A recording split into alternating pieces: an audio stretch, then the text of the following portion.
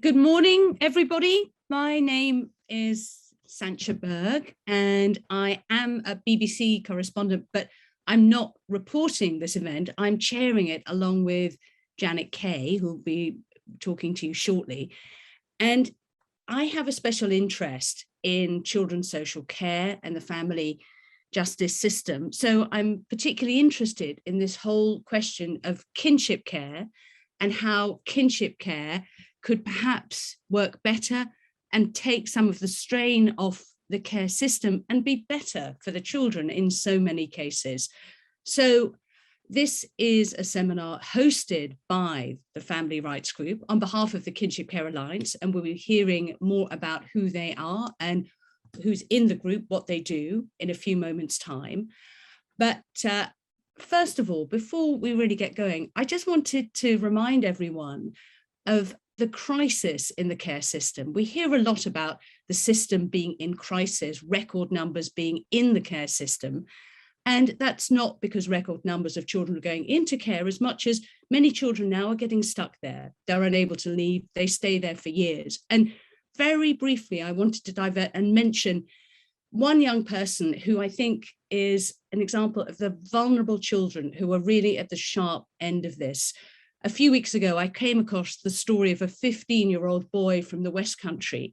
He'd been taken into care when he was 5. His mother couldn't look after him. I don't know what efforts were made to find a kinship placement for him, but he went into care and he went through 15 different placements. He was very vulnerable to criminal exploitation. He has ADHD, Tourette's, and autism. And I came across him because the local authority had applied to the High Court for an order to keep him in a holiday lodge in a country park because they said there was no other place they could keep him safe. He was monitored 24/7 by 2 members of staff at all times.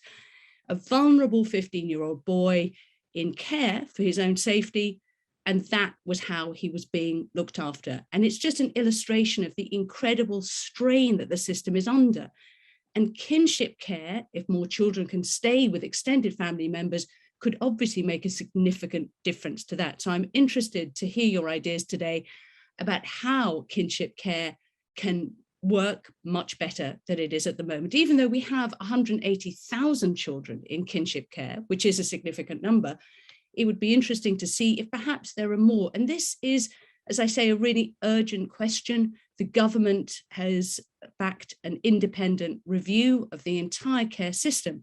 And presumably, I hope certainly, kinship care is something that they're going to be looking at. I'm not going to talk about the particular benefits of kinship care for families because there are people here who are far more qualified than I am to talk about that, who have their own personal experience of it. And I look forward to hearing what they have to say. So I'm going to hand over now, just as we get started, to Janet, who's my co-chair, who has personal experience of that.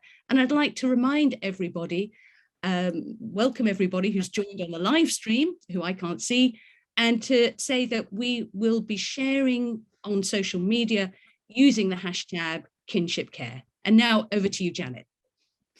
Hello, hi, my name's Janet Kay and I'm a kinship carer. I have a grandson of 9 years old now who I've had since he was 1.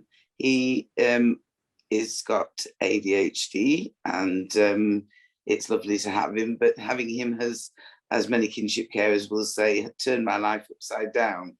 I want to just reflect briefly on my own experiences of kinship care and what I think I've learned from those. When I started out as a kinship carer, I was clueless. I allowed social services to persuade me to get a child arrangement order and then discovered that meant that I had no rights to any kind of support whatsoever. I wasn't even allowed to go to the SGO group that runs in my city.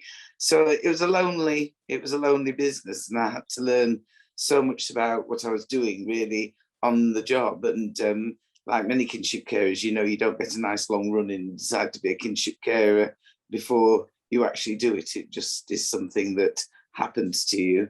And, you know, a lot of you will understand the phrase dump and run, which is used commonly among kinship carers to describe how they acquired their children.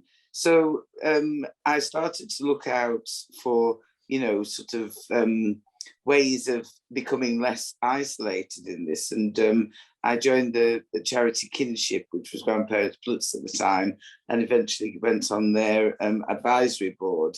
And since then, I've also become a kinship carer on the independent review of children's social care, have an experts by experience board, and I'm a kinship carer on that board, which has been a very interesting, sort of experience so far, and I think will continue to be.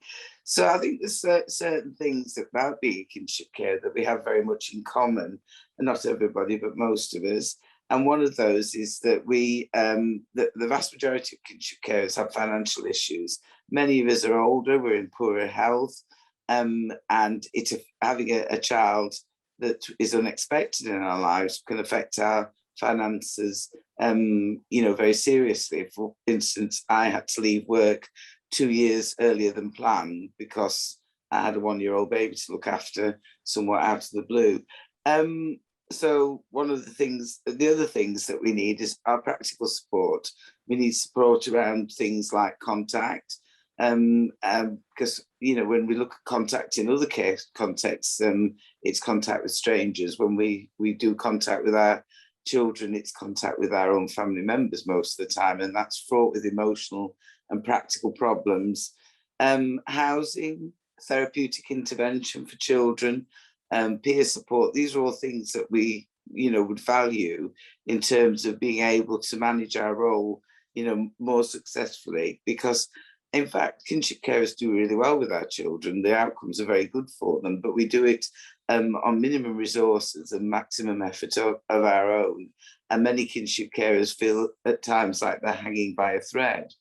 So we need some sort of framework for kinship care that provides us with a range of support. We need to know that we can get support through education. Some of us can at the moment, some of us can't. I would like to have school choice. I would like my child to be regularly reviewed. I'd like the fact that he's had, 3 lots of carers in his young life to be acknowledged through all the systems that he's involved in.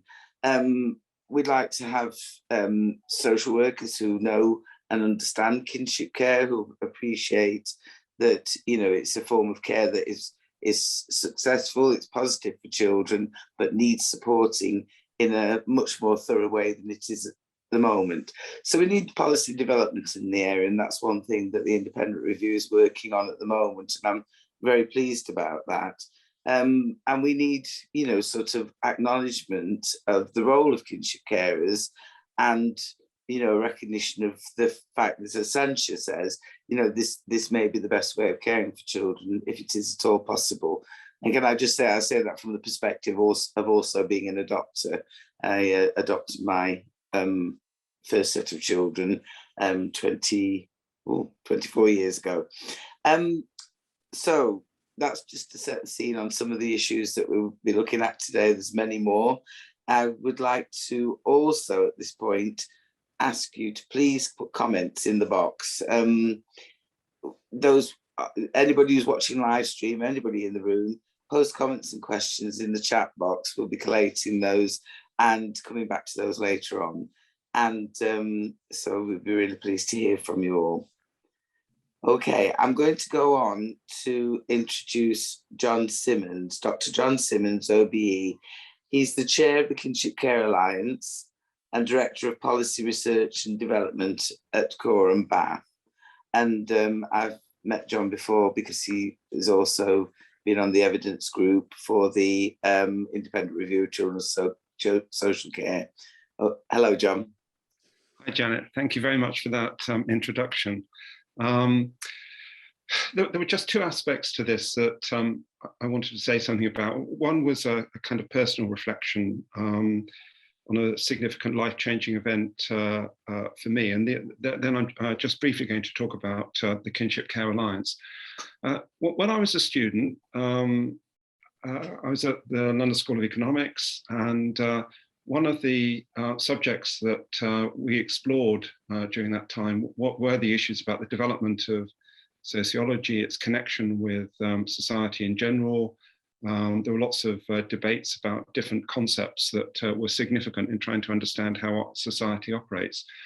But one of the things that it was suggested that I read, and along with other students, was a study that was undertaken in 1957 called Family and Kinship in East London. And it was a very significant study. And what it was exploring was the impact of changes in East London, particularly in Bethnal Green, following two things. Bethnal Green, the whole of East London was hugely affected by the war, partly because of the docks and the bombing of the docks. You can imagine that the bombing of the docks also meant the bombing of many houses in that area where the people that worked at the docks, the men that worked at the docks, actually lived. And it was also, so it was partly an issue about the enormous impact that that bombing had had on that community. And one can only imagine the kind of the trauma that people must have experienced. But the whole area was a really very difficult place to live in because of those issues, and because many of the houses had actually turned into slums. So there was a political initiative to actually build new houses on the edge of London and into Essex, to rehouse those families into better housing and a better sense of being able to establish their family lives in a home which was modernized in some kind of way. So the study was actually looking at those two questions: the families and the nature of the family life and community life in East London, and how that had been changed by so many of those families actually moving out in one sense, in a positive way, to East London to live in those new houses. But one of the things that that study actually focused on was the enormous significance of what they called the urban working class as a tight-knit community. While that was fundamentally the case in Bethnal Green and the rest of East London, that was actually significantly disrupted when those families actually moved from Bethnal Green and East London out to Essex. And there are a number of things that really stood out. That tight-knit sense of community, so the relationships that families had with each other, and particularly the issue about those kinship arrangements, often typically led by the women in the family. So there was intergenerational cooperation and working together and problem solving and supporting within the family about the particular stresses that those families, individual stresses that those families had actually experienced. And that had produced what the researchers identified as a tight-knit community, but broken by when those families actually moved out to housing in Essex and the outer suburbs of London. So it was seen to be a really significant study in recognizing the kind of significance that, families are not just two parents and two children, although we have, that's evolved over many years now. But in many communities, kinship is actually one of the kind of primary drivers when it comes to providing support on a day-to-day basis and over the longer term. And the disruption of that caused enormous stresses to those families that moved. So when there was an anniversary celebration of that study in 2007, led by the Guardian, and Bunting, who's a Guardian journalist that you may have heard of, said in that celebration, the voices that they found, the researchers found, described a world rich in social relationships, networks of dependence, and mutual support that was central to the people's resilience in facing the adversity of insecure and low-paid employment. So for me, that became a fascinating study. It had enormous impact on me, and I read the study many, many times. And I think that partly linked to my personal experience. My own family lived in the west of London, and they were bombed out of their houses in 1940. Nobody was killed, but there were injuries, and the whole family, and that's a significant number of people. There were at least 5 siblings, and all the parents of those siblings moved down to Cornwall. They were evacuated down to Cornwall. And again, the issues about kind of finding a new way of living when they so much of what they relied on in their lives was actually the relationships between themselves and the other people that lived in Southall at that particular time. That had always been a part of my experience of my family life and things that were discussed and the implications of all of that. So kinship care and the richness of kinship care, absolutely, I'm not underestimating anything that, it's very familiar to me, all the things that Janet has just said, and so many other people would say at the same time. But I think that it's in discussing the kind of future direction of travel when it comes to policy and practice in relation to kinship care, and the Independent Children's Social Care Review have acknowledged the significance of that there are these 2 very powerful messages about the huge significance that kinship care has in the way that our society actually operates. And it was seen to be a rich source of social capital for society as a whole. That's something that continues to need to be acknowledged, while acknowledging at the same time that the direct experience of kinship carers is often that they feel marginalized, they feel ignored, they feel as though they're abandoned by the state when it comes to the support that they actually need on a day-to-day basis. So that brings me to the Kinship Care Alliance, which is an organisation that brings together a very wide range of other organisations that have in some way or another a focus on kinship care. It was a membership organisation that was developed many years ago.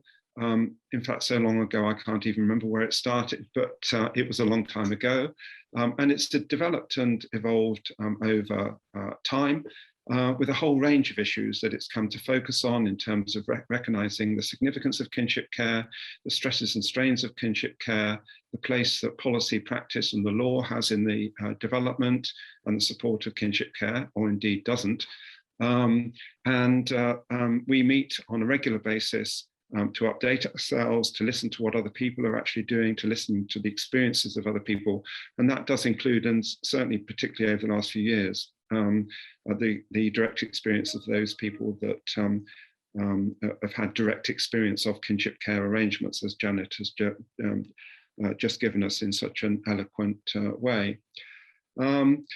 But there's still more to be done. The Independent Social Care Review, and particularly these issues about the legal framework, the statutory framework that comes and needs to be in place to properly recognise the significant advantages of kinship care, but also the challenges of kinship care, as we've heard already from Janet. So I'm very excited this meeting is going on today, but I'm now going to hand over.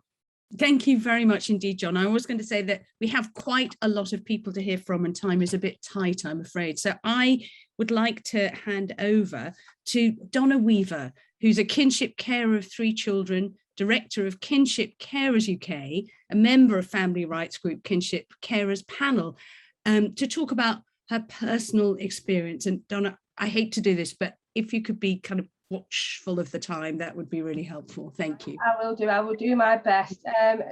The one thing that I do want to clarify, just for people that are watching, that we've not clarified what the terminology of kinship care. So many people don't know what kinship care is. In the essence of, we all know what mainstream foster care is, that unfortunately when children cannot live with their birth parents and are removed, that they have to be placed somewhere else. And kinship care is where the option is put in place with family members, whether it's due to, they're removed from birth parents due to drug and alcohol misuse, or they are removed from mental illness, or sadly fatality, or domestic violence, that kind of thing. It's, they're removed from that, and then the better option is to be placed with family members. So just to give you a bit of my personal background, I first became a kinship carer in 2015, and it was literally one phone call that my partner's grandson was in hospital due to a suspicious injury, and we had to go up there, and we was met by a social worker, and they told us that he's going to either be placed into mainstream foster care or you take him home as a short-term solution. This was always a short-term solution. I apologise for my throat, I'm struggling with a bit of a cold. So we had 1 hour to make that decision, and we took him home the very same day within that hour. And we took him home. This little boy, he had no social skills. He was still in nappies at 2.5 years old. He had no nursery. He had no dentist. We had to recover his medical records from NHS storage. And this is, so if you, for example, if you, in comparison to mainstream foster care, we didn't have the luxury of time, nor did we have the luxury of training, nor did we have the luxury of preparing ourselves. Little did we know a long-term solution that we were that solution. And I'm happy to say that, you know, he's 2.5 years, when we took him on 2.5 years, he's now 9 years old and he's absolutely thriving. Later on in life, in 2019, we took on 2 more children. This is the eldest child's cousins, and they were placed in mainstream foster care without our knowledge. We were not sought out as a family member to look after these children, and we had to fight to get them out of foster care. Now, the highlight of sort, and I'm trying to break this down because I realise the time issue that we've got, is that the first child that came to us in our care, he was not placed in mainstream foster care. So he wasn't entitled to any support. So bearing in mind all the issues that he had, when it became a long-term solution that he would live with us, he didn't have access to that support. It was classed as what they call a private arrangement. So when we started seeking out for support from the local authorities and any outside networks, it wasn't available to him. Now, the 2 children that came to us afterwards, because they'd been placed into mainstream foster care, and we fought to get them out of foster care, there was an abundance of support. Now, all 3 children came to us due to similar reasons, and 1 child got neglected by the system. And this is my biggest grievance, in the sense of kinship carers are not recognised within the child welfare system, the vital role that they play. These children could go into mainstream foster care, and as Janet said, there's 180,000 kinship children within the UK that are in kinship care, and there's about this, I think it's 52% of children that are underachieving in school. There's 24% of kinship children that are likely to have emotional and behavioural issues, and there's no support. There's nothing backing this up. And for what I'd like to sort of, I'd love to go into, because I know the time, I'm looking at the time. I'd love to go into sort of more and more detail, but the core message is sort of that kinship carers are not recognised in the child welfare system, and children are getting neglected within the child welfare system, and these children have already been neglected too much. And I'll just leave it at that.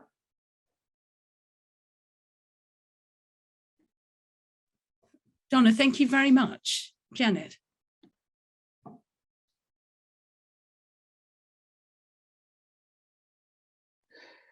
Sorry, I forgot to unmute there.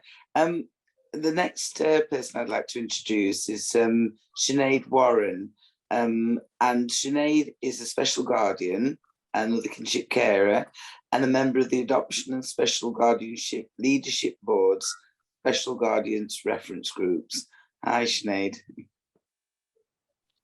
Good morning. Thank you, Janet, for having me and everybody on the board. It's lovely to be here with you all. Good morning. I'm Sinead. I'm a kinship carer. I have a special guardianship order for my niece, who's been in my care nearly 2 years now. And prior to her coming into my care, I was working full time, had just gone back to study. And just to give a bit of background how I became involved with children's services, in late 2019, they contacted my family to inform us that my sister had another child, and the child had been placed in foster care for the interim whilst they could find a permanent placement. So initially I put myself forward. I wanted to support my sister and support the baby that she'd just had. I went through a viability assessment and a fuller SGO assessment, both which I found very intrusive, and it had a negative impact on the family dynamics due to the lack of working in partnership by the professionals in a way to promote a whole family approach. I gave up full-time employment because this was an expectation from social services to demonstrate my commitment to take on full care responsibilities, and my niece being so young at the time. At the beginning of my journey, I felt really isolated and alone, especially through the pandemic. I wasn't linked to any kind of support services until months after my niece came into my care. And what would have helped me early on was having access to information and advice tailored to my role as a carer. You know, little things like the social worker giving me information that had foster carer on it at one point. It had adoptive parent on one at another stage toward the end of the process. So it was very confusing. It would made it harder for me to navigate through agencies. I found it very frustrating and upsetting at times, because I was continuing having to explain the circumstances around why my niece had come to live with me and why things had broken down with her birth mum. And what has been really positive on my journey is the peer-to-peer support I've been able to receive from other kinship carers. Initially, I accessed the Someone Like Me service through Kinship, and my first call for carer offering me moral support and uplifting words of encouragement has now become one of many to support me through the highs and lows so far on my kinship journey. Peer support helped me realise that there are a lot of families like mine. It helped remove a lot of the stigma and shame that I felt about my situation. Being able to attend other support groups has, really helped benefit me as a carer to understand my role more, get advice and information from other carers who've got more experience than me, and I found it invaluable, the peer support. You can't put a price on that for carers, because it's something that is quite crucial and should be something offered early on. And just to say that the key issues, like has been spoken about already in terms of the financial support, is a fight for a lot of carers to get that support. And really, the focus should be on the children, having the preparation and workshops and information and advice for all carers. And so it's tailored to kinship care, something that all councils could embed and invest in early on. The family support, having a holistic approach to embed therapeutic intervention, so it's for the whole family and not just for the kinship child. Through the pandemic, the ASA fund was more accessible to kinship children, and it's about the government ultimately investing in a kinship care strategy and looking to really value and recognise the support that kinship carers are playing for these children who otherwise would be lost in the care system. Thank you very much. I won't take up the time. I've got more points, but I know everybody wants to get their points in as well. Yeah, I think we just have a lot of people to hear from, Sinead, but thank you very much. That was really interesting. And now I would like to hand over to Professor Janet Boddy, who is Professor of Child, Youth and Family Studies at the University of Sussex. Thanks very much. Thank you. And I'm going to be a typical academic, and I've got a few slides, but I'll try and go through these quite quickly, because I really want us to have time for discussion. So I'm delighted to be here today. What I want to do is to draw together some reflections from these three different studies. None of them were focused on kinship care specifically, but all of them help us to think about family, and they help us to think about what kind of support is needed for kinship care. So the first one was an evidence review for the Family Justice Observatory, spanning 49 different studies. The second one, Against All Odds, was focused on experiences of young adults who'd been in care during childhood, including in kinship arrangements. And the third one was an evaluation of pause conducted for DFE. And I don't know if people will know, pause is a program which provides intensive relationship-based support for women who've experienced or who are judged to be at risk of repeat removals of children into care. And many of those women have children in kinship arrangements, including special guardianship. So for today, they bring that perspective, the perspective of being a mother of a child in kinship care. And I want to think about the implications of that for support. So I'm going to share two examples from young adults that we interviewed in Against All Odds and the evaluation of pause, thinking about the importance of supporting kinship care. But first of all, I want to pick up a bit of the broader context for this conversation, which relates actually to what John was talking about, because we're living through a period where across a whole range of policy measures, the dividing line between state and family responsibility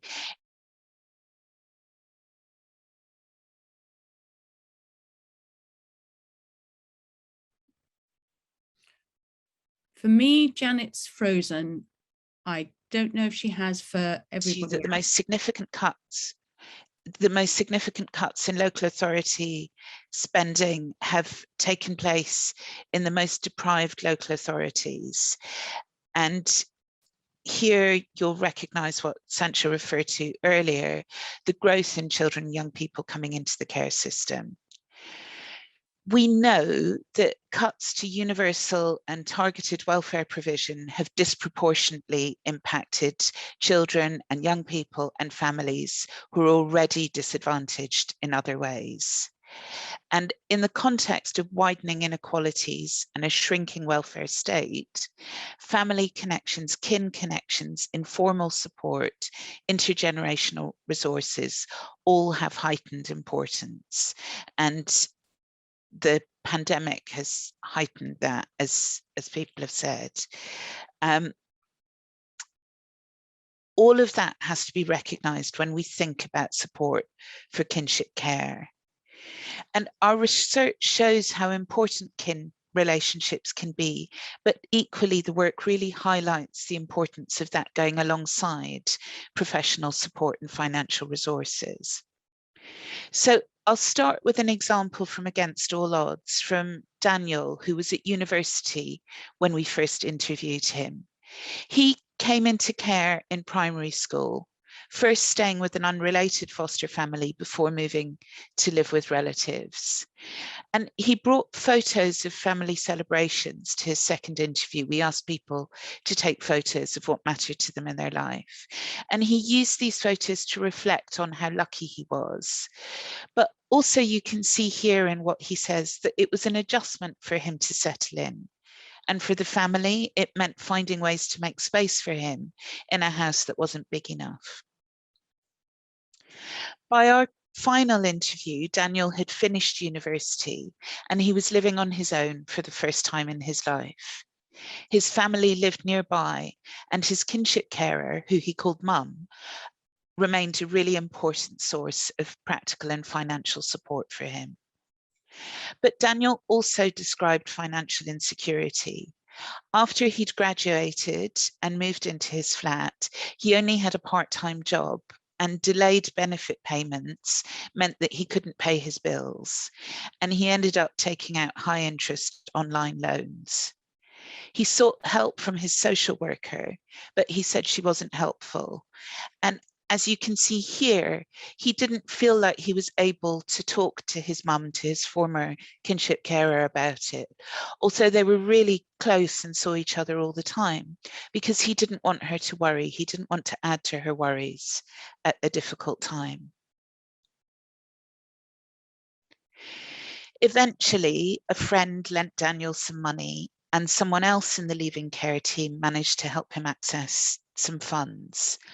But his experience, and why I wanted to share this today, is that it shows how the lack of support from child welfare systems intersects with the functioning of the wider welfare system. That's what forces him into payday lending.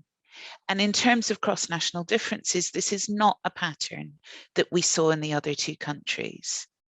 So this isn't about lack of care from Daniel's family. It's very clear that they're doing all they can. But Daniel's describing mutual care. He doesn't want to worry the woman that he calls mum, because he understands that while she can help him with the small things, she can't provide the sort of emergency financial support that he needs at this critical moment. He needs the state to step up as corporate parent. Across both Against All Odds and the evaluation of pause, we could see that birth family relationships continued to be really significant into adult lives, regardless of the form of placement that young people were in. And that was also a really clear message from our FJO review. But these relationships can also be complicated and challenging. And so support with wider family networks is likely to help in managing that complexity and managing any potential risks. So our research also shows really clearly how complex kin responsibilities and relationships continue beyond childhood. So young adults and their families are often left to navigate this without formal support. Provision of effective support requires a differentiated understanding of all of those complex emotional relationships that constitute family. We can't assume that because it's family, relationships will be straightforward. And the pause evaluation highlighted the very particular challenges in birth mothers' relationships with kin carers. But it also showed that supporting those relationships with kin carers could make an enormous difference.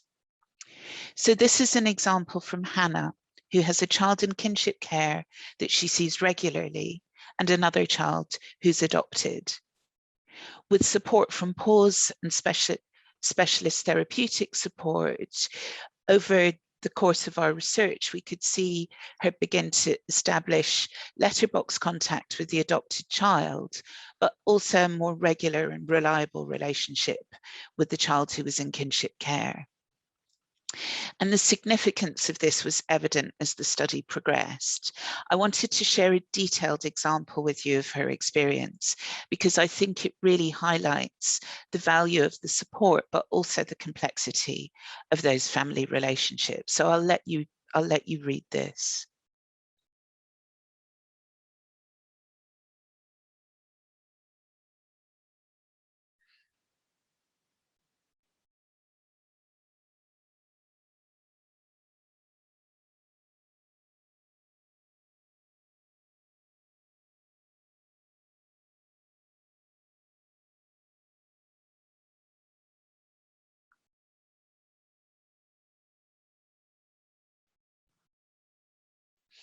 Hannah's account illustrates the difference that support can make.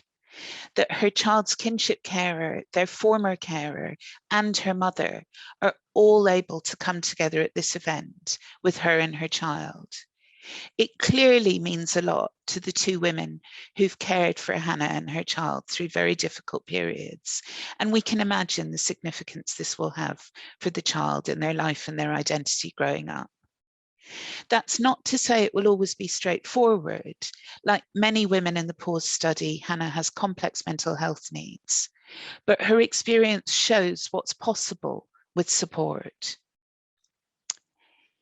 So I want to conclude with a lyric from a song chosen by one of the people who took part in Against All Odds. I'd love to play it for you if we had time, but I think we probably don't. Thinking through family and family connections needs to be integral to thinking about the placement of children in any form of care. That's entirely consistent with the Children Act, the European Convention on Human Rights, and with the UN Convention on the Rights of the Child. But there are distinctive considerations and opportunities when we think about kinship care, and we need a legal framework that ensures the support necessary to capitalise on that. So we need to recognise the importance of ongoing state support through childhood and beyond. We need to recognise that families are dynamic and complex, and especially so in kinship care. And we also need to ensure that kinship carers and their families and the young people that they care for have the right support at the right time to achieve the significant potential benefits of those extended family networks. Both the state and the family need to share that responsibility. Thank you. Thank you very much, Janet. That was really interesting. I'm going to go straight on to introduce Paul Nixon now, who is talking to us from Wellington in New Zealand. Hi, Paul. Paul is the former Chief Social Worker for Children, Youth and Families in New Zealand. So thank you for sharing your evening with us. And shame you can't share the Ovaltine, but... Kia ora, thanks, Janet. Tēnā koutou katoa, ngā mihi nui kia koutou. Greetings all from Aotearoa, New Zealand. I'm down in Wellington, which is the bottom of the North Island. It's about 11:15 in the evening, but really delighted to be with you and really enjoying the korero, the conversation and the ideas this morning for you. There are 3 ideas I want to share around how we might improve kinship care. The first is around thinking about the way we work with families. So what is our approach to working with families which affects the outcomes for the children and the families? The second is rethinking how we use the care system and asking some questions about the care system.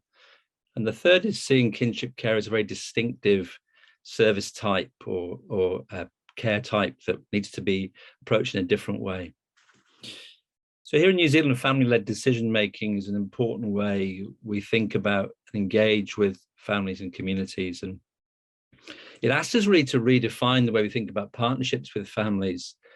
I think often in the context of statutory work, we hear a lot about relational social work, but the relationship seems to be used as a device to help the professionals do their job or to help the professionals get what they want from families. And in my mind, real partnerships are when we influence each other, when our work is open to be affected and changed by the people who we work with. And so true measures of partnership, I think, would see social workers and agencies changing their behavior and changing their attitudes.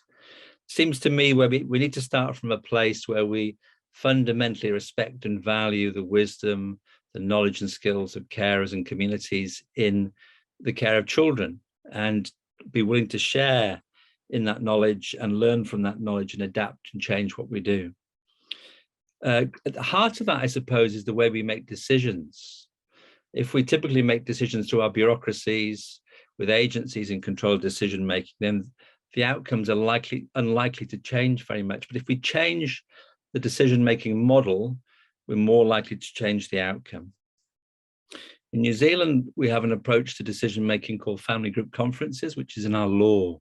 We do about 9,500 conferences a year. I think since the Act begun, we've done more than 250,000 conferences in New Zealand. There is no other way of making decisions about children in New Zealand. We only have the family group conference method as the core legal decision-making process. And the effect of that is we have low numbers of children in our care system, and we have high numbers of children placed with kinship care, both inside and outside of the care system. I'll say more about that in a moment.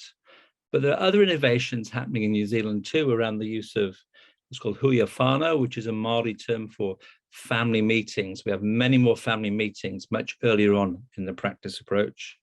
And also the development of this kairaranga role, which is a community weaver of knowledge, someone in communities who's connecting knowledge schools, youth clubs, families, local resources, building a picture of local networks and resources to support families and support social workers in decision making. At its heart, though, is an attempt to really value the dignity, self-governance, the leadership of family and community. And I think that's right at the heart of the effort to change our practice on kinship care. We have 5,250 children in care in New Zealand. We're a population of 5 million. We think that works out about 48 per 10,000 children in care, which compares with 67 per 10,000 in the UK, so significantly lower. Then inside our care services, 62% of children are in kinship care. So the majority of children are in kinship care, 62%. In the UK, it looks like it's around 15%. So again, quite a big difference. And these differences aren't just about demography. They are about the way we practice and the way we think. If you look over the ditch in Australia, the average, a typical pattern of kinship care in care systems is around 50%. So high use of kinship care down here in the Southern Hemisphere. Interestingly, if you look at the adoption rates, they're very low in both New Zealand and in Australia.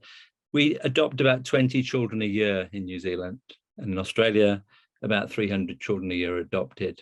It's a population in Australia, about 25 million people. So I think the way we work, the way we practice has a critical and profound effect on the outcomes for the families and for the children. Second, rethinking the care system. When the Children Act came out, I was just practicing as a social worker in the UK in 1989. I've been a social worker for more than 30 years and always worked in government until recent times.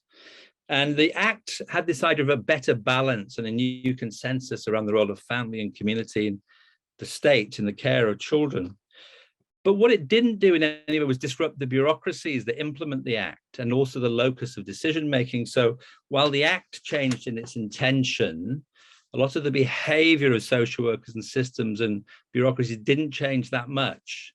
And in fact, you seem to get the same effect rolling on. I think there was a period of time early on in the Act where there was some attention to the ethos of it. Care numbers dropped, but they've risen significantly and steadily since that time. We've tried to squeeze kinship carers into a foster care system, which is frankly out of date and inappropriate for kinship carers. The needs and the profile of kinship carers are different to non-kin carers. We need to think about that at a very fundamental level. I remember the no order principle of the Children Act, and it seems to me that the no order principle of the Act has turned into a no services without an order principle, which is the wrong way to use a care order. A care order is when we take control, the state takes control of a child's life, has dominion over it. And actually, we shouldn't be doing that just to provide resources. We do need a different system to support kinship care that doesn't rely on the use of Section 31 orders from the state. In New Zealand, we have the unsupported child benefit, which is a benefit and set of services that sit around children whose arrangements are made for their care outside of the care system.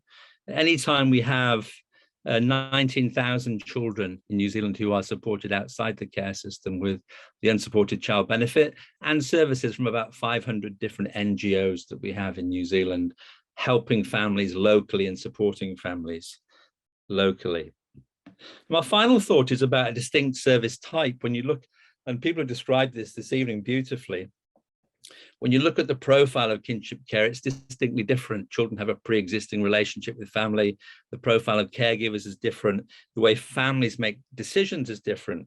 So surely we need a new practice and policy and probably legal framework to make sure we organize services in a different way that respects the difference and the dignity and the brilliance of kinship carers. We need to do much more to acknowledge what they bring to the care of children and adjust the systems and adjust the law. We need to change ourselves very significantly. If we imagine kinship care as a service that could span the range of children's needs from early help, family support, respite care, alternatives to care, as the first choice in care and as a leaving care option, we would really open up the possibilities to do things differently for children. And I do believe in the UK, you can significantly increase the number of care placements, or kinship care placements are available for children, but you need to change the law, change the policy, change the practice, and probably most fundamentally change the thinking around kinship care, and give it the value and the respect and the acknowledgement that it really needs. So just delighted to be here today, and thanks for inviting me. That's great. Thank you very much indeed. And very interesting. We'll be coming back to that in the group discussion. Can I now introduce Caroline Lynch, who's Principal Legal Advisor at the Family Rights Group. Thank you very much. Thank you. I will endeavour to keep to time. So I'm really pleased to be contributing to this discussion today, and I think the convention would be for me to now say a little bit about why I'm pleased to contribute, but I'm actually going to do that at the end, and for reasons that I hope will be plain by the time I get there and say what I have to say. I want to start not quite by addressing the question at hand, but with a tiny preamble, and I'll try and be brief. When I use the phrase legislative framework or legal framework this morning, I'm using that phrase in the very broadest sense. Primary legislation through to statutory guidance. That's the government guidance that must be complied with unless there is good reason not to. I include in my understanding of legal framework the literacy amongst lay, practitioner and political actors that a legal framework can, and I suggest should, be striving to engender. I'm including also the minimum standards, the good practice and the best practice benchmarks which need to develop in resonance with what is set down in primary legislation. And lastly, but crucially, I'm including the plans for implementation and embedding of that framework, the overarching strategy for kinship care, of which the right legal framework needs to be a part. So in sum, just a little disclaimer, this conversation is about so much more than simply what sits on the statute book. We need, I say, to think about all of these different elements. Okay, the question, so what is the right legislative framework for kinship care?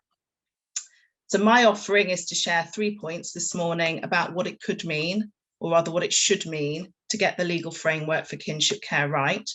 I'll share those with you in turn, and as I do so, I'll pepper with some hopefully firm proposals and ideas to prompt discussion and debate. So first, the right legal framework is surely one which clearly perceives kinship care, that supports understanding of kinship care in all its guises, and which accounts for the realities of kinship care. So that's a legal framework which is coherent, that fosters literacy and responsiveness at both policy and practice level, and can do so across fields. So we're talking about the child welfare system, but we need to also have that literacy and responsiveness across education, health, housing, benefits and tax credits, immigration, the family justice system, and more. What the right legal framework cannot be, and I would say this is what the legal framework cannot continue to be, is one that perceives and explains fully only elements of kinship care. It can't be a framework that is fragmented and even at times perverse in the way in which it operates and plays out on the ground in people's lives. It can't be a framework that doesn't penetrate adequately all of those other fields and sectors which families routinely encounter. I've already listed some of those and I won't do so again. And it can't be the kind of framework which allows a private family arrangement and a private fostering arrangement to be routinely misunderstood in practitioner texts and on the face of school admissions forms. And it can't be a legal framework which sees the police and hospital social workers repeatedly called on each occasion a kinship carer takes their sick kin child to A&E in respect of a known acute condition. Their story, their circumstances retold again and again, all for the want of understanding about kinship care and that specific form of kinship care. So just to pause, a reminder, that opening broad definition of the framework, legal framework that I mooted let's not cast these kinds of examples that I've just raised as being about practice and nothing to do with the law or the legal framework. They're absolutely to do with the legal framework. So what would the right legal framework for kinship care do about such things? So a couple of suggestions. It could start by establishing a cross-governmental definition of kinship care that would recognise as both a prerequisite and a catalyst for understanding about kinship care and policy making the need for clarity. It would be essential, I would say, in properly perceiving kinship care in policy making across the board. And there is learning on which we can draw upon from the process of developing that kind of definition from, for example, the domestic abuse definition. Thereafter, the right legal framework could well see a definition of kinship care that's enshrined in legislation, and that definition could apply for the purposes that it's of that specific legislation, but also would be a definition that would be expected to be adopted more generally by public authorities and frontline practitioners across a range of fields. In sum, we need to be really clear, everyone needs to be really clear what we are talking about when we talk about kinship care. And kinship carers and the children they raise desperately need us to get our house in order in that regard. They've waited a long time already.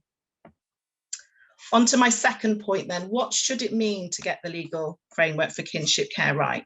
Well, it's going to be a legal framework in which kinship care is not artificially treated as almost unrelated to the wider child welfare system and legal and practice framework. Others have touched upon this already. Instead, it needs to be it needs to reflect what is particular about kinship care and respond to that. A couple of examples to illustrate that point more clearly.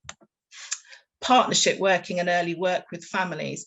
Too much of the kinship care experiences recounted by families, practitioners and research alike indicates an absence of the partnership working principles that underpin and so crucial to the Children Act 1989. No early work exploring family either as a source of support or as alternative short, medium or longer term care options. No family group conference or no early family group conference. And this is occurring notwithstanding clear statutory guidance. I could take many examples, but if we start with the absolute basics, the volume 1 of the Children Act guidance, making clear that where parents are struggling, it is important that wider family are identified and involved as early as possible. It's explicit in saying that that is an important part of the pre-proceedings planning process, and it's explicit in saying that FGCs are an important way of involving family early and that local authorities should consider a referral. Other examples, too often kinship care is seen in a vacuum from the business of early help and child in need support. Too often too little is on offer for those raising children under kinship care, particularly where those arrangements don't come with their own distinct support structures. And this is happening despite, again, statutory guidance making plain that local authorities need to publish information and leaflets about what is on offer. And even where a bespoke framework does apply, for example, in the case of special guardianship, for example, those early help and child in need support frameworks don't just fall away, they still apply. So have we got our legal duties right as yet? I'd suggest probably not. Should we have a legal framework which instead includes a specific duty on local authorities to ensure that potential placements with kinship carers are explored early on for a child? The legal framework could include a legal duty on local authorities to offer family group conferences before a child enters the care system, unless there's an emergency. We could legislate for the publishing of family and friends care policies by local authorities. And to foster political accountability and scrutiny, we could require a designated senior council officer with responsibility for kinship care to be established. Third point, conscious of time.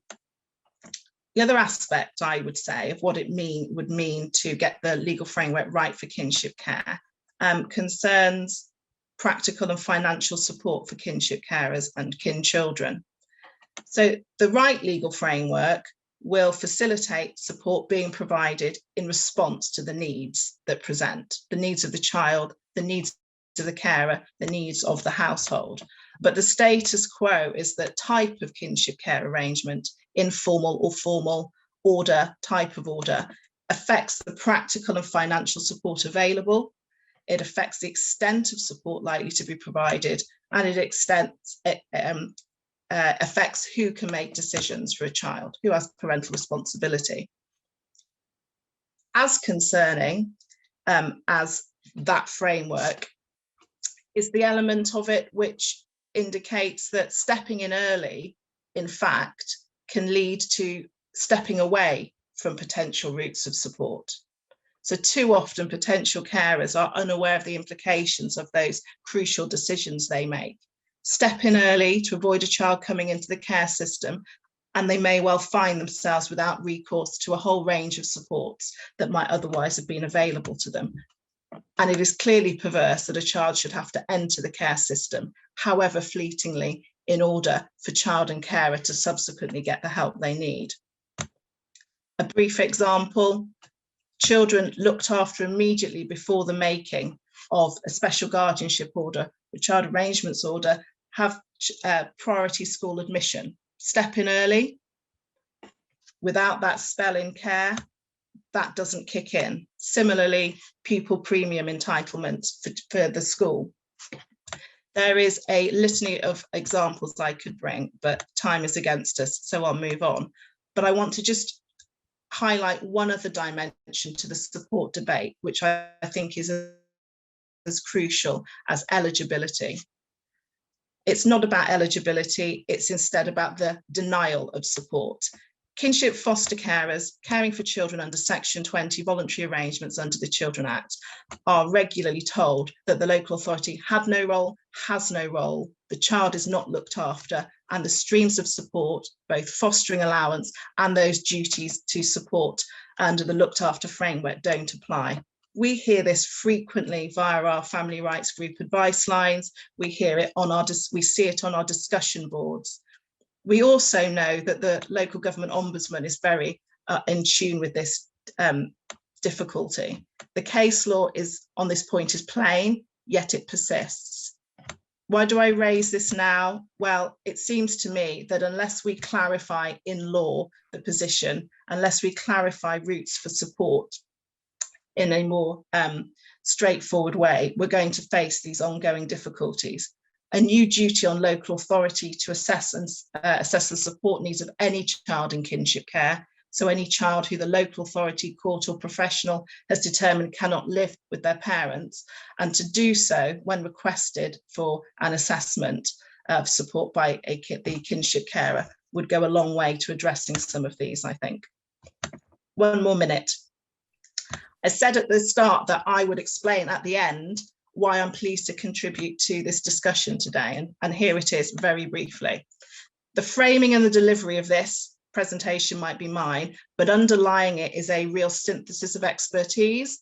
It's the synthesis of expertise from families, practitioners, the voluntary sector, from those researching and writing in relevant fields. There is a collective wisdom about kinship care.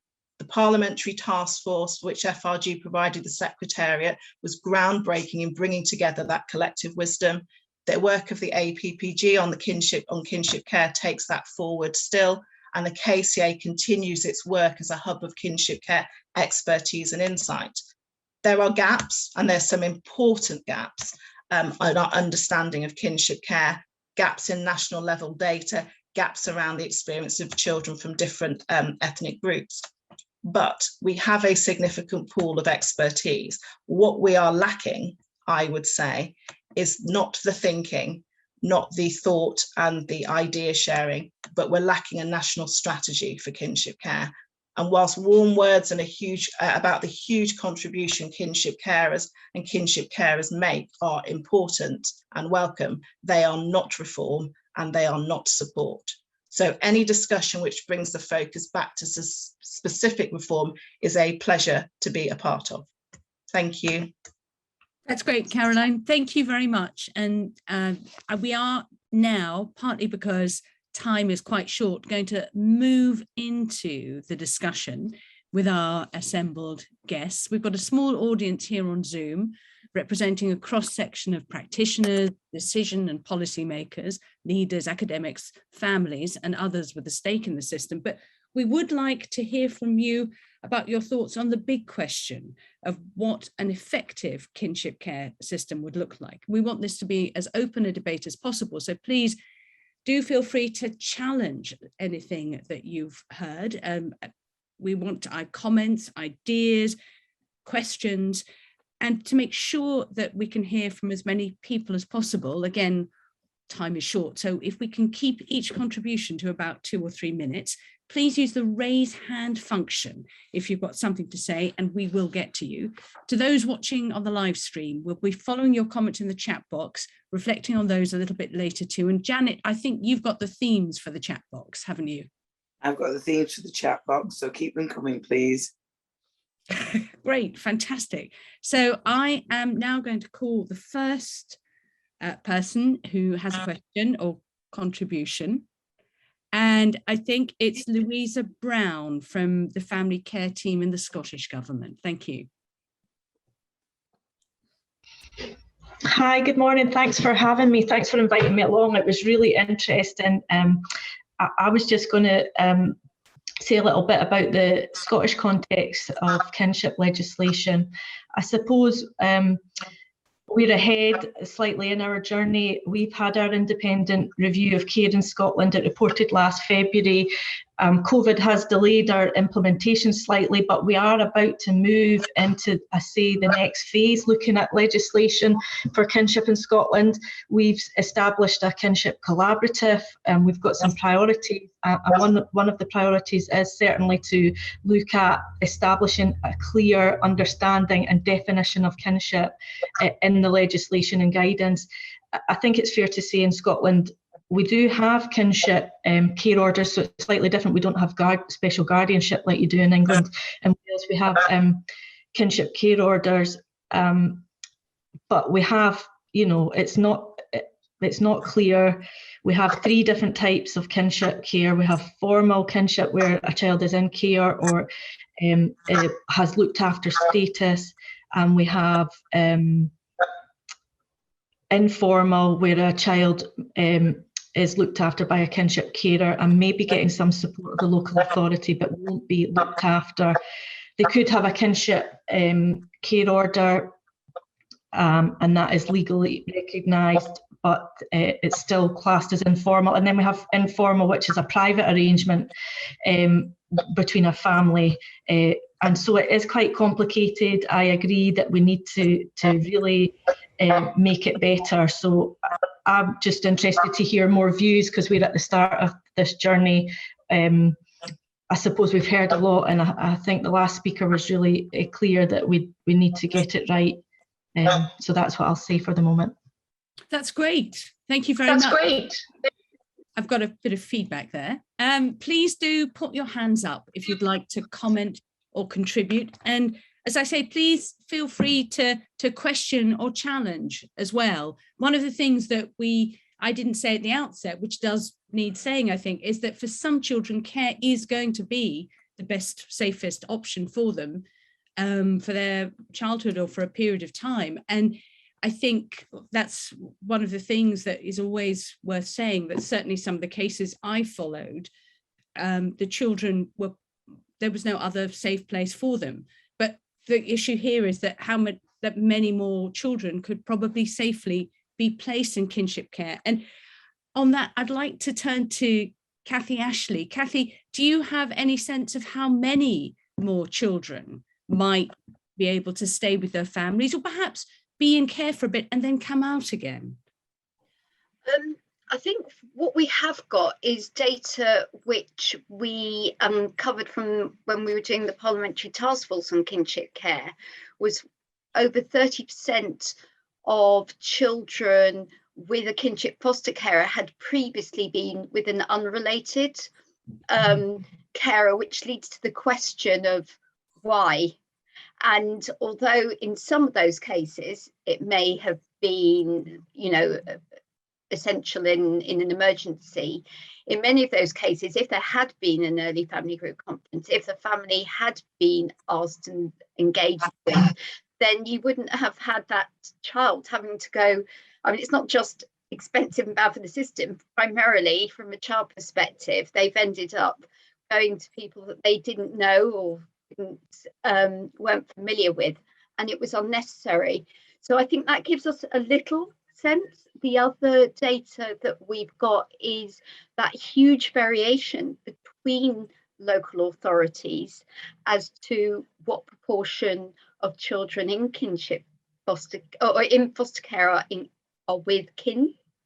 So we know in the east of England it's very low. There are some local authorities, particularly in Yorkshire, where it's over 20%, but it's highly variable across the country. And I think that's the other point to raise, is that kinship carers' experience and children's experience is highly variable, depending on where they live, who they happen to encounter, what knowledge they have, which is a point that Janet raised, that if you don't understand your rights and options, and you have taken on a child in a traumatic position early on, consequence in terms of what legal path you go down is lifelong for the child as well as for the carer. So that just gives a sort of sense, but I think Paul's data is really interesting from New Zealand, which shows that actually with that right family-centred approach and support and determination, significantly more children could be supported to live within their family network than we have at present. And I'd welcome, you know, more thoughts from Paul around that, because he's experienced from the English system as well as the New Zealand system about how we get to that point. What do you think? Thank you very much, Kathy. I'd like to go to Lorna Stabler next, and then maybe we can go back to Paul after that. Thank you. Hi, thanks for that. I was just thinking, building on what people have been talking about, if part of the problem is thinking of foster care and kinship care as an either-or situation. Lorna, just very quickly, can I ask you to introduce yourself? Because I don't know where you're coming from on this. Thank you. Yeah, no, that's fine. Yeah, so I'm Lorna Stabler. I am a researcher at Cardiff University at Cascade. My research is kind of focused on kinship care. I'm doing a PhD at the moment focused on siblings who are kinship carers. Great, thank you. Yeah. I was going to say, and I was a kinship carer for my brother and had experience of being in kinship care when I was younger as well with my grandparents. Great. Sorry, and you were going to say? Yeah, no, I was just going to say that I wonder if part of the problem is talking about foster care and kinship care as two separate alternatives when quite often they go hand in hand. So for me, when my brother came to live with me, it was made much harder due to the fact that we'd been placed in foster care separately. His foster carer in particular wasn't great at keeping any kind of contact between the two of us. So we were all split up as siblings. And foster care didn't really facilitate us building those family relationships. So I couldn't have been a kinship carer for him when he was younger, and there wasn't an alternative. You know, I was a child as well, but I could have been in a much better position to take over his care and become a kinship carer if we had a foster care system that really prioritized the kind of contact and family relationships throughout that. I think, you know, what eventually happened was his care placement broke down. He was placed in, you know, as you were describing earlier, really not suitable accommodation and came to live with me. But it was very much a last minute, you know, last ditch kind of decision, which I think a lot of kinship carers find. It's, you know, if you don't make this decision now, this child is going to be in a really dire circumstance, whether that's in care or somewhere else. And actually, you know, foster care could be seen as a supportive way of making sure that a child is cared for while a family is, you know, able to get into a position where they're able to take on that care. That's great. Thank you very much. Can I just go back to Paul, if he's still with us in the evening? Paul Nixon. Nope. Thanks. It's great to hear the conversations. Just some thoughts about what we might learn from some of the experience in New Zealand. I think there's something very fundamental about us not attending to disrupting the existing orthodoxies around how we do things. So people talk a lot about family group conferences, but they run in parallel with all the existing ways of making decisions. And so professionals naturally default to what they're more comfortable with, what's more convenient for them, what they're more in control of. So the ability of jurisdictions who have other ways of making decisions, they don't really use FGCs, they just use them in small amounts in places where they think they might work. And in New Zealand, there's no other way of making a decision. So you have to go there. So you have to invest in that model of decision making. You haven't got a choice, there's nowhere else to go. And you have an independent coordinator who determinedly looks for family. So they are really focused on looking for family. The thing about that is it doesn't work unless it fits within a legislative frame, which is really committed to the notion of supporting families and uncompromising around that. So it really sees families as the solution for children's health and well-being. I think sometimes we have this narrative that talks about children's rights and families' responsibilities, and we somehow create the child as something separate from the family. I think the thinking down here in New Zealand and Australia, but particularly New Zealand, is that children and families are connected, and that children have a right to their family, and that's the language here, and that children have a right to the care and the support of their relatives and their wider family. So there's a different way of thinking about family, and I think that shows up very much in the very low numbers of adoptions we have in New Zealand, where it's an alien idea that you can somehow permanently separate a child from their family. Like, how does that make any sense? And so it only occurs in New Zealand when the parents consent to it. It's normally when there's a young baby born that they don't want, and they want the child to be with someone else. So it's a rare thing because it doesn't really fit with the psychology or the philosophy of the country. Well, do you happen to know, sorry to interrupt, but do you happen to know how children in care then in New Zealand do in life compared with children in care in England? Are they less likely to, for example, go to prison, more likely to go to university than children in care in England? No, we have the same problems around the outcomes for children in care, but generally we find kinship care more stable. Children's relationships and their culture is reinforced, and generally they do better. And there's a number of studies that highlight the enduring benefits of kinship care around that attachment, that stability, that culture, that identity. So still families living in poverty, still families experiencing racism and dislocation and poor housing, but there's some resilience and strength built into those enduring relationships where children still feel loved because they've been picked by their family and they have a pre-existing relationship. And that probably is the key thing. And certainly for our Indigenous communities, the last thing I'll say is Indigenous people here and in Australia, in New Zealand, my experience, are very vocal in challenging the government to do something different.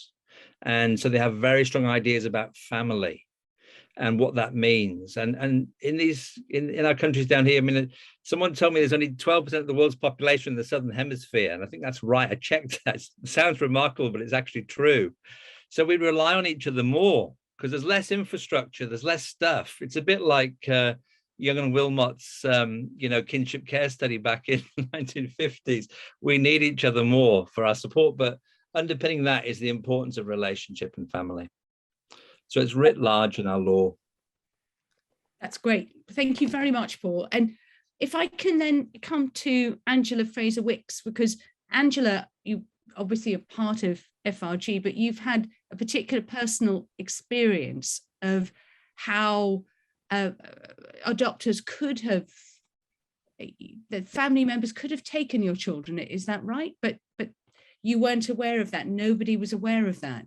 It's like a very sad story in New York, where a young American man was taken into care, had a very disrupted childhood and adolescence, and then found out many years later, he's a campaigner now, that he could have been adopted by family members who were only 58 miles away. And that's what they did. They were professional fosterers and carers, but nobody had found them. So sorry, over to you, Angela. No, actually, that's extremely similar to my experiences. Just for a little context, I'm chair of trustees of Family Rights Group and founding member of their parents panel. My eldest 2 children were adopted back in 2004, predominantly due to domestic violence.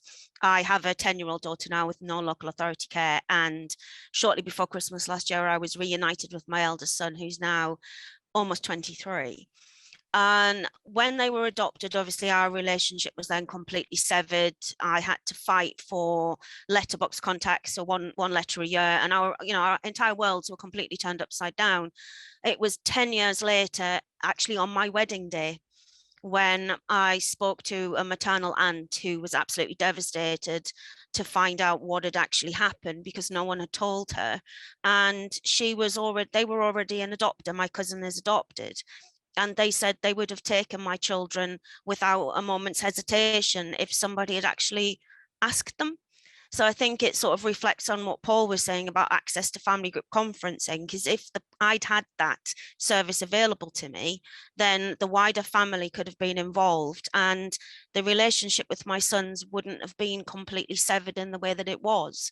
And as I'm sure you can imagine, discovering that on your wedding day, that actually there was actually the possibility that your children could have remained within the family was really, really upsetting. And I think really just goes to show that the wider family are there as a resource, but they're only there if they're involved, and they need to be involved right from the very beginning. Thank you very much, Angela. Can I turn now to Martha Cover, I think it is. I'm not saying Cover, who is a leading family barrister. Martha, is it Cover or Cover? It is Cover.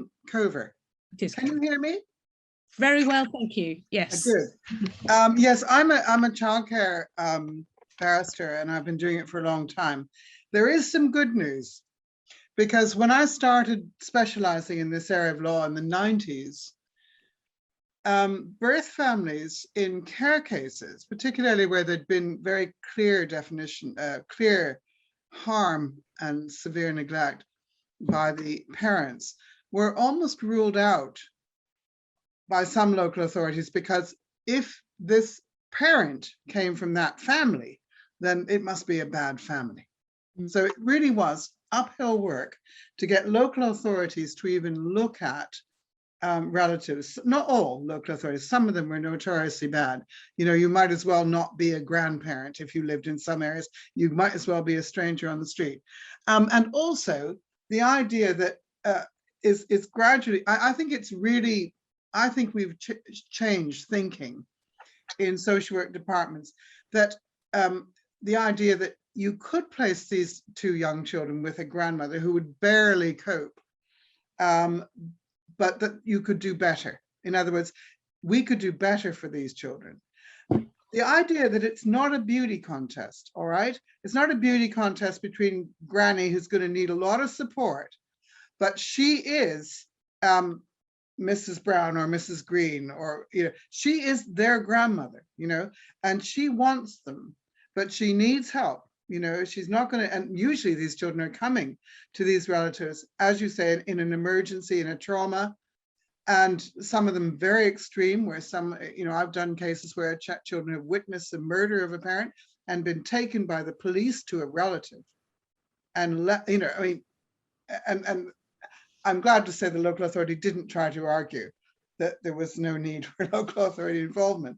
But these are terribly traumatized children a lot of the time, or they have special needs, and that's why the original parent hasn't been able to cope, often a very young parent. And I just think we have, we've gotten away from the idea, and I've heard social workers say that, oh, these children are so adoptable. They're so nice. These are nice children.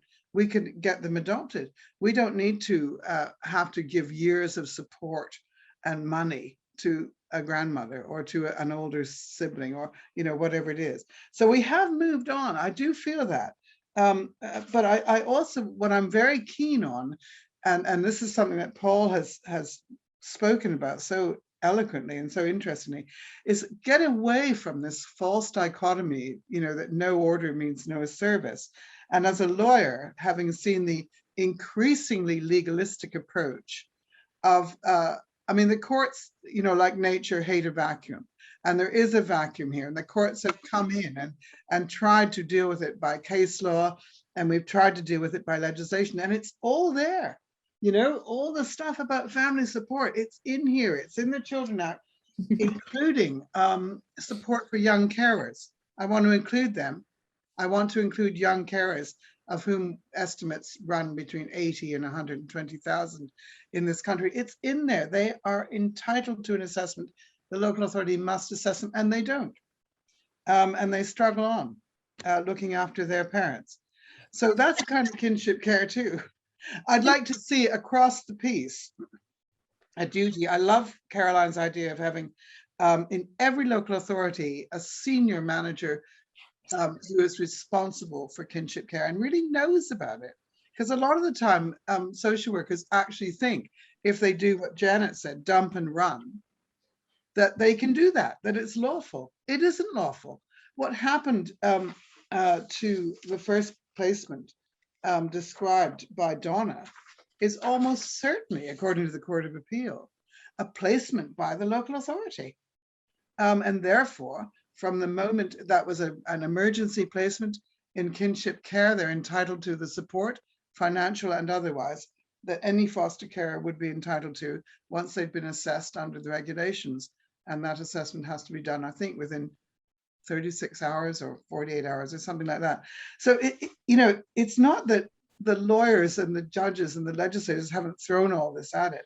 It just isn't being done. And there are certainly changes to the law that could be made, but they're almost all in the regulations and the subsidiary legislation. The one big change to the Children Act that I particularly would like to see is a duty on local authorities, not only to promote contact for children in care to their parents, but also to their siblings and half siblings and other children of their families. So I can go on like this for hours. I'm going to shut up now, but I think the divide between, you know, care order or else nothing basically is a very, we've got to do something about that. But just very briefly, Martha, then, is it because local authorities don't know this or don't have the resources and expertise to follow this? It's both, I'm afraid. I'm afraid in some cases, I have actually had to advise grandparents, don't go for a special guardianship order. I know it will give you parental responsibility, which is actually really important. It will also give you the right to restrict and limit the amount that the parent is able to exercise their parental responsibility. That's really important when trying to manage contact. For family kinship carers, managing contact to the parents can be, it's incredibly difficult sometimes.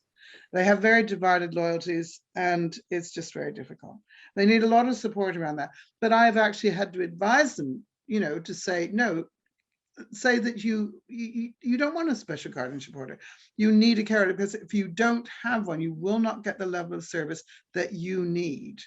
And it does mean that you then, you know, don't have PR, the local authority does, and that's a huge sacrifice legally. But this shouldn't exist. It shouldn't exist. But sometimes I've had to do that. Yeah. That's great, Martha. Thank you very much. Donna, I can see you clapping there, and I'd like to come back to you. You didn't get your full time, so I wondered if you wanted to make a quick comment, a couple of minutes. Initially, I wanted to point out on Lorna sort of with sibling care, and sibling care is not recognised enough.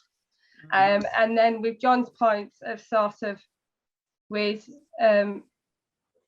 you know, foster care and kinship care, it's not the same thing. So we're making points now with kinship care, aren't we?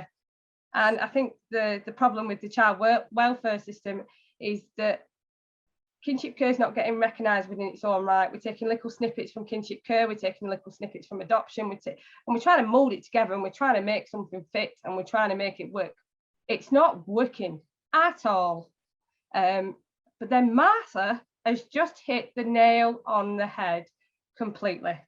So with kinship care, you know, special guardianships orders are not always the best option. You know, yes, we want to get rid of social workers, and yes, we don't want that intrusion in our lives, and yes, we want to be a family. but we need that support. And then when you go for a special guardianship order, unless the support plan's right, you don't get any support. You get dropped. Like Janet said, it's just, my great belief is that we need to drop this whole we need to drop the whole kinship plan that we've got now. So it's like a really bad game of Chinese whispers. We've got it coming from the government, we've got it going to the counsellors, we've got it going through the social workers, and then we've got it going through to the kinship families. And at the bottom of the line, we've got these kinship children. And this game of Chinese whispers, it goes down with the greatest intentions from the high up here, the greatest intentions of this is how we're going to make it work for families. But it doesn't fit into foster care, it doesn't fit into adoption. You know, these children are struggling, but with the greatest intention. And this is why when you're now using lived experience, which I'm very happy about, and we're going down this Chinese whispers, and it's getting dropped down the line, and this communication is getting misinterpreted all the time, and we're going down, and then the children are lost. How do you mean lost? What, they're not getting the support, or in what way lost? So say for example, you've got the government saying, right, well, kinship carers need this, the families need that, the kinship children need this, and then this goes down the line. It goes down to the MPs, it goes down to the councillors, it goes down to local authorities, it goes down to social workers. But there is so much red tape. There's not enough common sense. So with social workers working with families, if they had enough common sense, but then they can't use the common sense. Social workers got into this job because they wanted to care for families. They wanted to help children. They wanted to help families, but they can't do it because they are so much tied up in red tape. I think there's quite a lot to unravel here between what the law actually says, and as Martha says, what the practice is, and as Kathy was saying, the variability in practice between different local authorities. And what I'd like to do is end by coming back to our expert witnesses, but what I'd like to do now is come back to Sinead, who also very kindly kept her comment quite short. And I wondered if, Sinead, you wanted to add a couple of thoughts to the discussion. Yeah, just listening to everybody, it's been such an interesting discussion and so many thoughts and ideas shared so far. And I just want to come back to what we said earlier about the real need to invest in kinship care, but also having support services that are explicit in their core offer of support to kinship carers and children that they look after. And I've phrased this before, but having support services that are regulated, you know, adoptive agencies are regulated by the government, and, you know, they will regularly look at those commissioned support services for adopters, but the same is not done for special guardian or kinship carers. You know, previously it was highlighted about the key performance indicators just being hard to monitor the effectiveness of services that kinship carers and their children need. And I think this is something, it's not to scrap it, but it's just to look at you know, the current systems and processes that we have now, and if they're not working, how we can improve it so it's being reflective of all of our children that are in the care system. Yeah, no, that's really helpful. Janet, can I come to you and ask what you're seeing in the chat boxes? What are people talking about? All sorts of things, which is excellent. There's been a huge variety of topics, but I'm going to go through them in the order that they came up in. So one of the things that came up, which I thought was really interesting, was looking at kinship care in communities like Travellers, Roma and Gypsy communities, and what that actually meant in those particular communities. Looking at the impact of domestic violence on kinship families. I'm not quite sure how that theme developed, but I was thinking probably around maybe contact relationships, etc. An argument that kinship carers need their needs enshrined in law, so they become rights and they don't have to fight for everything. I second that emotion. Importance of parliamentary task force on the kinship care report recommendations, which I haven't got the time to go into it right now, but absolutely agree. The power of first-hand accounts from kinship carers, how important it is that we keep listening to kinship carers. And can I add something in there that we really haven't talked about very much, but as an adopter is something we think about with adoptive families, is we don't listen to kinship care children either. We have very few forums to hear their voices. So we need to get that out as well. Now, Paul caused quite a stir. There was a lot of enthusiasm for the New Zealand approach, for the statistics, for the, and particularly around ideas around family group conferencing, that families should have a right to this. It should be early on, and that family group conferencing should be a trigger for family engagement, that may or may not eventually lead to family involvement as carers, but whatever, we should have families involved as supporters right from the start, and that should be part of our early intervention. They also need, it was discussion about the fact that there's no real structure to kinship carers, to the proceedings around kinship carers. There's too much bureaucracy, there's a lack of a national strategy, and we need legal duties to ensure that all children in kinship care should have help, whatever their legal status. So try and get away from this divide between different, different children in kinship care based on legal status, because most of those children suffer trauma, if at least from having changes of carers in their infancy or young childhood. There was a question, will Caroline's ideas be put forward to the independent review? All I can say is I really hope so. There was another comment about, which also reflected on something Paul said about we need to change not just processes and procedures, but behaviour and culture, which is a much harder job, but it's important to think of kinship care in different ways. There was a discussion about how long children have to wait for support, then they need priority in order to receive the sort of help and support that they need. There was an argument about children's services, do they keep children in the family, based on Angela's discussion.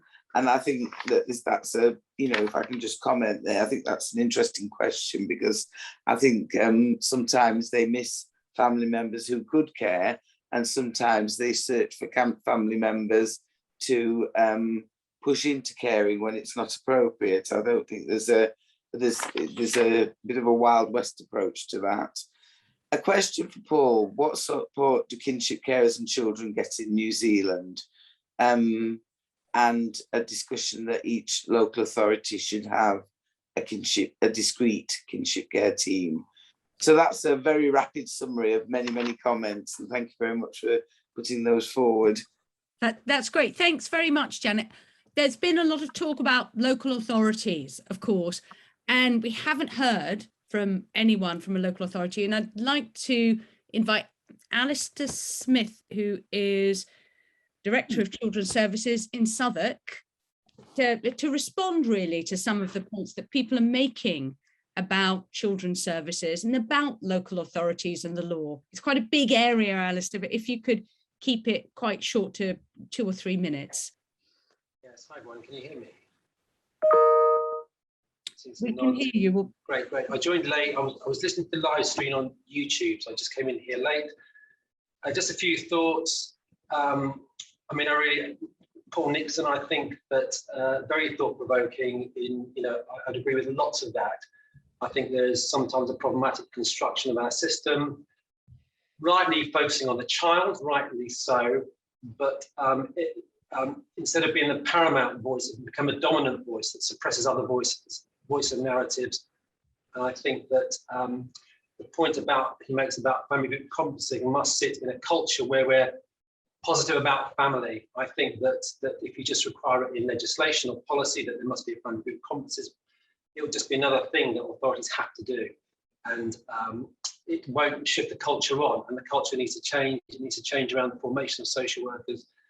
I think there does need to be evolution of the statutory framework, as has been discussed, Caroline's points. I think that it is all there in the Children Act, no one denies that, but it does need clear iteration and change around that. A senior officer being responsible in the local authority, I do think it needs to be almost like at a council level, at a cabinet level of a council, really, to be signing off those kinship policies, just to engage a wider understanding of the place of family. Because I think council, in my experience, I'm at Southwark Council, sorry, Southwark Council in Inner London, it's a big Inner London authority.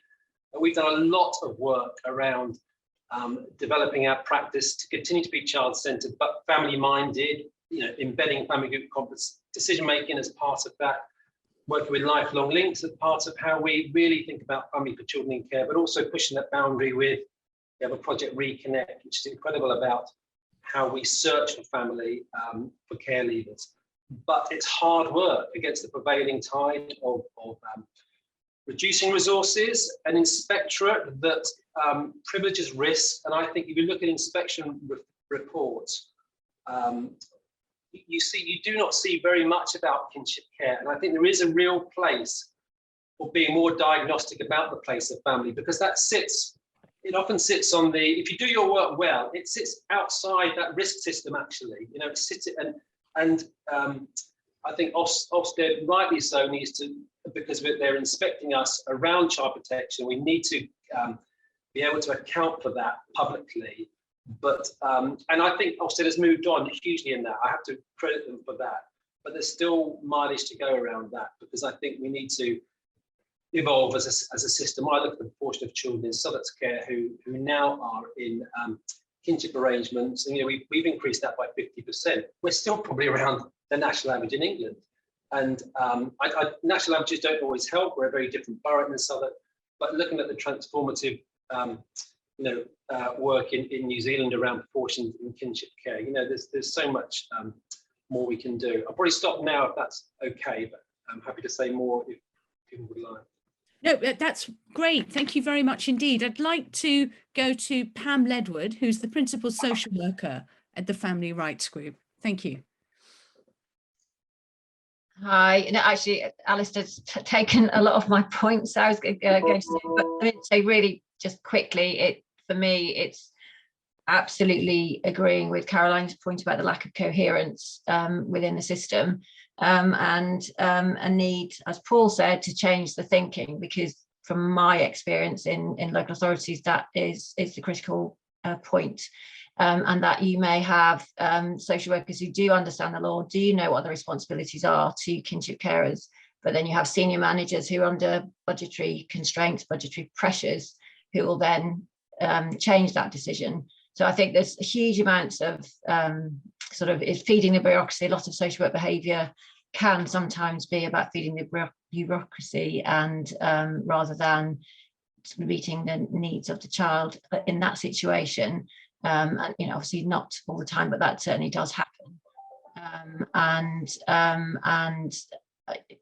we hear about, and I'm aware of, local authorities where the Ombudsman has become involved, but that doesn't lead to a shift in thinking about kinship carers.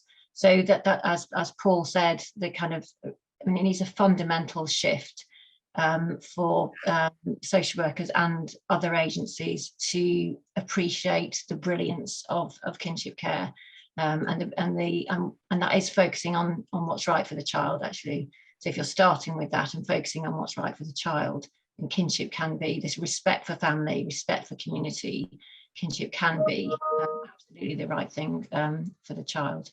So more coherence and a shift in thinking.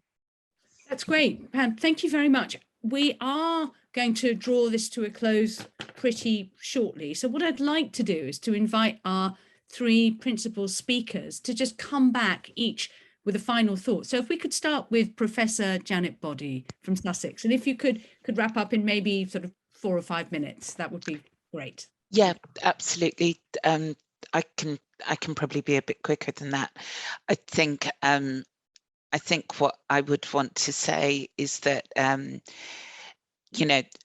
across our work and across work of many other researchers and the material that we reviewed for the Family Justice Observatory, the point that thinking about family and thinking about family connections needs to be absolutely fundamental. And I really valued the point that Paul made about kind of turning the system on its head, rather than thinking about kinship care as an adjunct to foster care.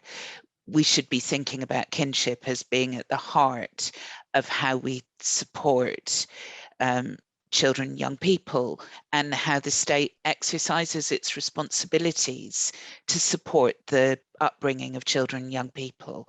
And supporting kin and supporting kinship care is a really fundamental component of that. So in that family justice observatory review, we talked about a kind of guiding principle of thinking about the safe and meaningful involvement of families in children's lives.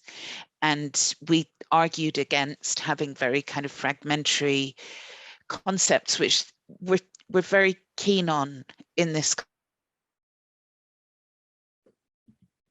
For me, Janet's frozen. I don't know if anyone can hear her. No. Janet, if you can hear us, you've frozen. You can hear it. Good. Okay.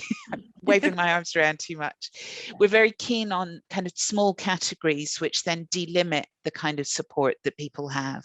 If we start from a principle of ensuring the safe and meaningful involvement of family in children's lives, and we look at what support the state has a responsibility to provide across different domains of government, as Caroline so eloquently explained, then we'll get into a very different place, which supports the needs of kinship carers, which also supports the needs of young people through the lifespan, through childhood and beyond, because family doesn't stop being important when you turn 18. And the point that Shayden and Laura and others have made about the importance of sibling care is a really kind of powerful example of that. So that's really what I want to end in, is what do we need to ensure that safe and meaningful involvement across the piece? That's great. Thank you very much indeed, Janet. If I could go back to Paul Nixon, I think a lot of people have a lot of questions for you, Paul, which they'll probably pick up offline as well. But people were asking, what kind of support do you give families, that kinship carers in New Zealand compared to what's available here? And I wonder if you could just address that and then do a quick sum up of a lot of the support comes through non-government organizations. We have 500 non-government organizations and also tribes and iwis who support families very close up, not bound by tight statutory controls, but are very close to families and resourced, increasing devolution of powers to NGOs to support families in the ways that work for families. I think there are three important points to make about it, listening to the conversation. I have to say it's been inspiring listening to people. I've just loved people's ideas and input. It's been amazing to listen and learn. In New Zealand, we have three types of workers who aren't social workers, who are dedicated to finding family, connecting family, bringing family together. Three types of workers: kararanga, huia whānau, whakapapa searchers. And that is because social workers in a statutory system are not always well placed to go out and find family. They haven't got the time, they're under pressure, there are other things they have to deal with. And frankly, community doesn't trust them that much either, because they're seen as, you know, people who have got a lot of power and can take children away. The second is having a really clear legal mandate as a right for families to make decisions, because if we don't change the model of decision making, we'll keep getting the same outcome. We have to change the model of decision making, puts families in the driving seat, that allows them to determine what's right for them and their children. Otherwise, they're always going to be subject to agencies interpreting what they're entitled to or what they need, etc. And that won't work for most families, actually, and doesn't seem to be. And then the third, I think, is about non-government support. I think resourcing non-government agencies to work really closely, build up expertise, flexible services. And if a family say they want a bed, a bunk bed, tomorrow, then, you know, today, government have to fill in the form, send it off, requisition, have something delivered. NGO will just go out and buy it today and bring it around the house and say, there's the bed, what else do you need? So I do think there's something about the structures we operate in which aren't helpful to families. We need to think differently about those as well. That's great. Thank you very much indeed. Can I go back to Caroline Lynch? Thank you for a last thought. Yes. So I think someone else put it quite nicely when saying, what is the legal framework committing to? And I think actually that's quite a nice way to think about this. The coherent legal framework and a legal framework committed to kinship care will have some of the dimensions that I've spoken about and that we've all talked about today. I think then there is a layer about complementary roles, complementary activities. So we have an existing requirement under statutory guidance for local authorities to identify that senior manager with responsibility for overseeing kinship care. I put forward a proposal today that we legislate for a lead counsellor role that has responsibility for kinship care. So that political dimension, that complementary dimension. And then we have requirements, and I've proposed that we enhance those, again, legislating explicitly for the publishing of policies. So local authority kinship care policies. So we have that visibility.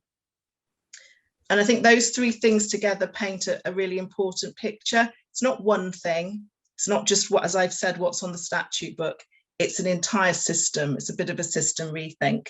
And it's not an add-on, but I would add to that list what's really a really important element. I've talked about a synthesis of expertise and hoping to reflect that in some of what I said, but that needs to play out throughout. Whatever policies are being designed within local authorities, whatever processes lead to the development of a hoped for coherent definition of kinship care perceived across those different policy and practice areas, we need to draw on that expertise from families, from kinship carers, from kin children to get all of that right. That's great. Thank you very much. That was really, I've obviously mentioned time so frequently in this session that everybody's now paying it close attention. Thanks very much indeed. Now, Janet, I just wanted to come back to you to see whether there was any more feedback to give on the themes that people had been sharing from the chat boxes. Do you want to have a look and I'll come back to you, or? No, I can look now.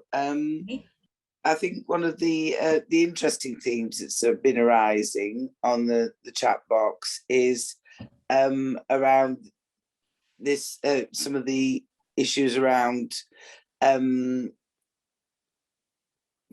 group conferencing. That's come up again.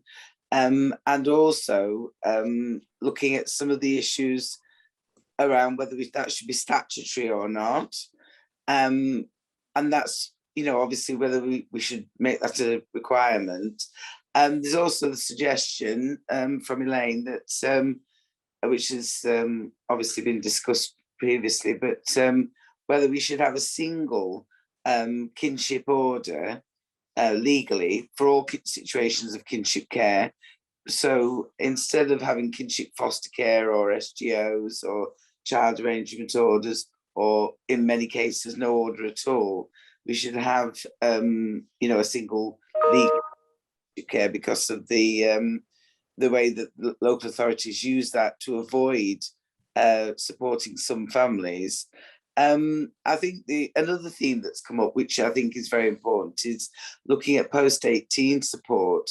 As an adopter, I can say we've been campaigning for years to extend adoption support, and we know that, you know, children in foster care and residential care get extra support up to the age of 25 now. There's not a glimmer of post-18 support for children in kinship care, although the vast majority of kinship carers expect their children to remain with them into young adulthood at least. So they do stay on, but without any resources. I think one of the important comments from Sharon was around looking at racial inequalities within children's social care, the cultural appropriateness of assessments of Black kinship carers, and looking at issues around race and gender in terms of when we're rethinking kinship care and legislation. So let's see if there's anything else. Yeah, obviously, I think one of the things that comes out of any discussion about kinship care is the importance of strengthening families and enriching communities, because kinship care is about family care, and early interventions need to be around helping families, which is where the family group conferencing comes in, helping families to be able to look after their own and each other. And more on, so just a little bit more on post-18 support. We don't have the right knowledge and statistics around who's in kinship care, how many kinship carers there are, what the orders are, how many families out there have no order. So we're looking at, getting more data around that. I think that's a really good point. And there is also, the sense that we don't know the histories, whether, how long children are spending in care before they're able to go into kinship care. So there's clearly a lot to find out and a lot to do. And we are coming to the end of the session. So what I just wanted to do briefly is thank everybody who's taken part, and particularly thank the kinship carers like you, Janet, who've contributed and talked about your own personal experience. And it's so impressive to hear how people have done so much to help the children in their family and extended family. And even though in many occasions they have had very little support, it's really incredible to hear people's individual stories, and a very interesting experience to consider how to get more support. Because while lots of people are talking about the law, people like Alistair and Paul Nixon especially are talking about the need for a culture shift, which is something that perhaps you can bring about through the law, but is the really critical thing to do. So, as I said, this event was hosted by Family Rights Group on behalf of the Kinship Care Alliance, and I would like to thank everybody for taking part, and thank especially the speakers for their time. Thank you very much.